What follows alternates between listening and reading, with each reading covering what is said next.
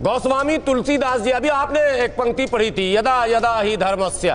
पंक्ति नहीं, श्लोक। श्लोक जो पढ़ा था आपने गीता का, यदा यदा ही धर्मस्य, सारांश उसका यही है कि जब जब धर्म पर संकट होता है उसी से मिलती जुलती। अस्सलाम वालेकुम रहमतुल्लाहि व बरकातुहू। उम्मीद करता हूँ सभी साथी खैरियत के साथ होंगे। साथियों, जैसे कि पंडित जी की और मौलाना जी की पूरी डिबेट चल रही है, टक्कर हो रही है। इनकी टक्कर तो चल रही है कि मस्जिद और मंदिर इसने तोड़ा, उसने बनाया, उसने मस्जिद तोड़ी, उसने मंदिर तोड़ा।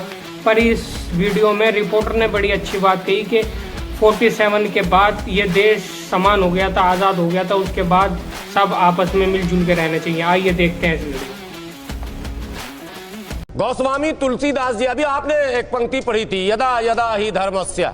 पंक्ति नहीं, श्लोक। श्लोक जो पढ़ा था आपने गीता का, यदा यदा ही धर्मस्य, सारांश उसका यही है कि जब जब धर्म पर संकट होता है उसी से मिलती जुलती बात लगभग जो है रामचरितमानस में है।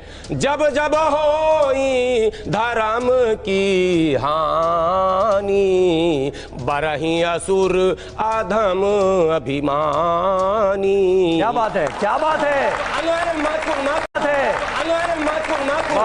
तब तब धर प्रभु विविध शरीरा, हरहि दया निधि सज्जन पीड़ा।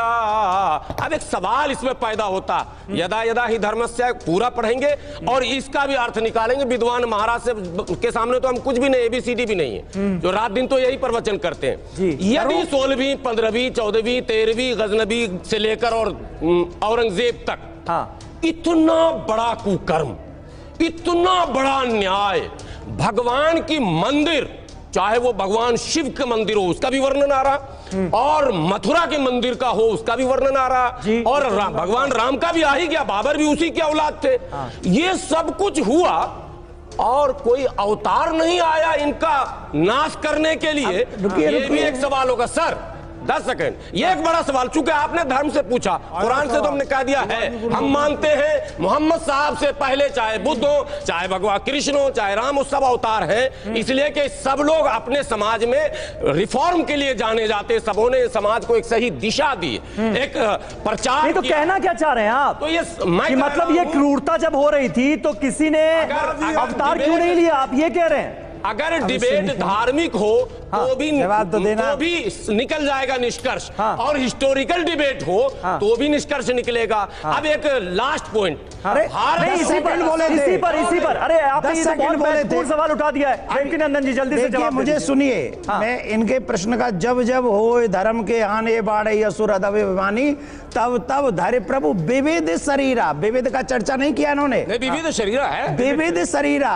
वो ऑलवेज नहीं आते, कभी कभी अपनी शक्तियों को भी भेजते। और जब सुनिए ना, अरे सुनिए ना, हम कथावाचक, हम कथावाचक, सुनो। जब जब जिन जिन आतताइयों ने वो कार्य किए, तब तब भगवान ने अपनी दिव्य शक्ति देकर कुछ राजाओं को भेजा, और उन राजाओं को भेजकर उन मस्जिदों को तोड़वाया, फिर वहीं पर मंदिर बनवाया। कहाँ? कृष्ण जन्मभूमि पे। सुनिए, तो तोड़ के बनवाई गई है। सुनिए, फालतू बताइए। मैं विविध शरीरा खुद के मंदिर को भाई व्याख्या कर रहा है। आपकी टिकट पक्की है, आप रुकिए। आपकी हिंदू धर्म तो पुराना है ना, ये इतिहास पुराना है, सबसे पुराना है ना, ये तो आप मानेंगे हाजी साहब, फिर उसमें क्यों आप बीच में जामा तोड़ के कह रहे हैं कि मस्जिद हाँ, तो बाद में पहले मंदिर था, फिर तोड़ के मस्जिद बनाई गई, फिर मस्जिद को तोड़ के फिर मंदिर बनाया गया, मस्जिद ये हुआ है। ठीक है, स्वीकार कर लिया कम से कम।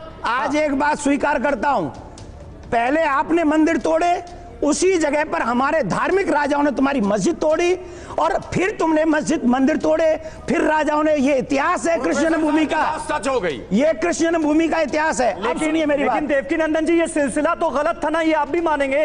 क्यों गलत? बंद होना चाहिए ना ये। पहले किसने किया शुरू? तो एक आजाद मुल्क है भारत। अब मैं बता देता हूं, 1947 के बाद, अभी मेरी बात एंड नहीं हुई, आप 1947 के बाद स्टेटस को मेंटेन करके रखना है, ये हमारे देश का कानून है। समीर जी, अभी भाई जवाब दीजिए। सुनिए, अभी औरंगजेब के क्रूर अत्याचारों को